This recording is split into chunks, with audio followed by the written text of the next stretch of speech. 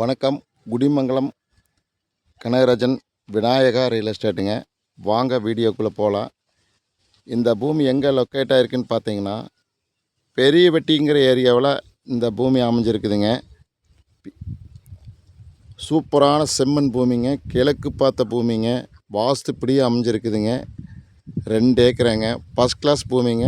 பாருங்கள், இந்த சோளம் வந்துங்க, சோளத்துலேருந்து தெற்கிங்க பாருங்கள். இந்த ஏரியிலேருந்து வடக்கு நேர் கிழமைக்கு நட்டுங்க. பெரிய கம்பெனி வேணாலும் கட்டலாங்க. கோழி பண்ணை போடலாங்க, நாட்டுக்கோழி பண்ணை போடலாங்க.